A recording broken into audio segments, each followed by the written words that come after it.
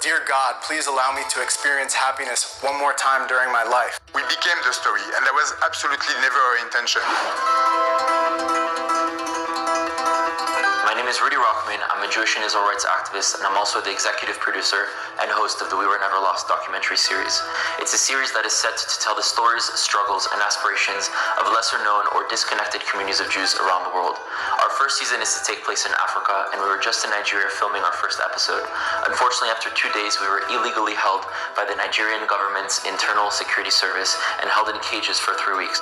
We're here to set the record straight of what we went through and what actually happened. My name is David Benaim. I'm a journalist and I'm a field producer and producer on the We Were Never Lost series. I'm Noam Liebman of Kavanagh Films and the creative director for We Were Never Lost. So first you may need a bit of context to understand who the Igbos are and why we went to Nigeria in the first place. Now, the Igbo people are a people with a rich history, diversity, and a lot of culture, and have very similar experiences that other Jewish communities have had around the world that are known in the mainstream, whether it's through persecution or overcoming challenges. They believe to be descendants of a tribe of Israel, specifically of Gad. There is a large community within the Igbo population that has either preserved elements of their Jewish culture, their Jewish heritage, or has come back to their Jewish culture and heritage. And some of them are even now second generation born, where all they know is being Jewish. And we were coming to Nigeria to document specifically their stories.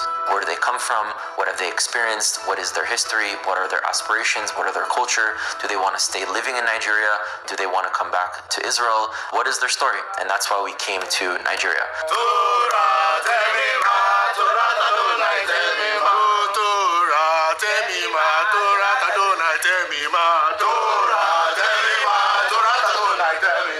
Okay, so starting from the beginning, we arrived in Nigeria and spent the first 2 days filming in a village called Ogidi. The amazing community that welcomed us with open arms, like cooked us food and introduced us to their way of living their Jewish life, the way they were praying every single morning. Even though we only had 2 days, we got to experience how charismatic, intelligent, hardworking, and knowledgeable in Torah that this community is.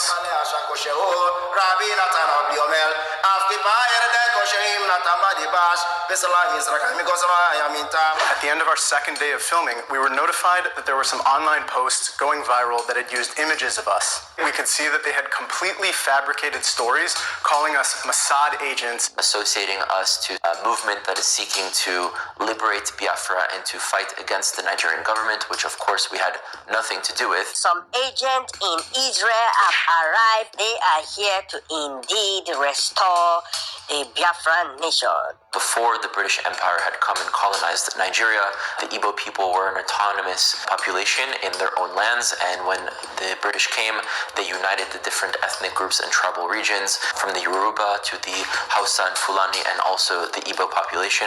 Around the 60s, there was a Biafra War, which was a war of independence for the Igbo in the southeastern region of Nigeria. They were independent for a few years. Millions of people were killed and starved to death during that war. Hausa, Fulani, which are the majority and those that are always in power, have been discriminating the Igbo population, and since then there are still movements that seek to separate from the rest of Nigeria. Now, apart from this political movement to achieve self-determination for the Igbo people, the reality is that the vast majority of the Igbos have nothing to do with fighting or physically pushing for the liberation of Biafra and are normal people living within Nigeria.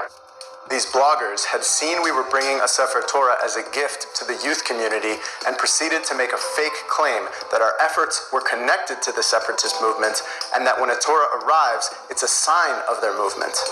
This claim doesn't even make sense because there are already several Sefer Torahs throughout the region. The DSS decided to get involved. The DSS is the Secret Service, the Interior Defense of Nigeria. They show up at our hotel at 7 a.m. Friday morning with about 10 heavily armed men in black ski masks and tell us that we need to come with them. They took our phones, they took our passports, and they took our freedom for the following 20 days. Of course, we were coming in with no bad intentions, and we were innocent the entire time, so we didn't think much of it. We thought that we'd just come in for an hour, answer some questions, would show them what we're about and what we were planning to do, and that would be able to continue and to proceed with the project. Eventually, they started taking us one by one and interrogating us in ways that they would just accuse us when asking a question of us being there for malicious reasons. Of course, we had nothing to hide, so we all answered with the truth that our project had nothing to do with any sort of political movement, that we were there to document the beautiful lives and the culture of the Igbo Jewish community in Nigeria. So it's Friday night, and we've realized at this point that we're not going to be able to get out and do Shabbat where we had planned to do. We're in a holding cell, and everyone's leaving for the weekend. And we wanted to do Shabbat, but we had no grape juice or wine. So we did the Kiddush over a grape that we found, and the Motzi over some crackers that we had. And this is how we spent our first Shabbat in Nigeria. Now, Rudy, David, and I know that we have embassies of 3 very powerful countries willing to fight for us, but this is not the case for Nigerians who get arrested. There was a non-Igbo man initially taken into custody with us, and when he asked our captors not to yell at us, the interrogator threatened him by saying, "I can make you disappear." This is the type of abuse of power we witnessed firsthand, and the realization that there's just no accountability for this injustice. 24 hours later, in the morning at 7 a.m. after sleeping on the floor, we were rushed into a van. They did not want to tell us where we would be. They did not want to tell us where we would go. They just said, get in the car. The drive was horrendous, very dangerous, driving extremely fast, almost intentionally trying to sort of intimidate people by driving in their directions in order for them to be afraid. A lot of us were afraid for our lives. We had no clue if the world knew that we were taken. We could not communicate with anyone. After 9 hours of non-stop dangerous driving, we were dropped off at the DSS headquarters in Abuja and brought to a caged holding cell. And when we say cage, we mean literally a cage. It was a circular room that you can maybe take 3 or 4 steps in each direction behind bars. And then we asked our captors, "Are we under arrest?" They said no. "Are we being detained?" They say no.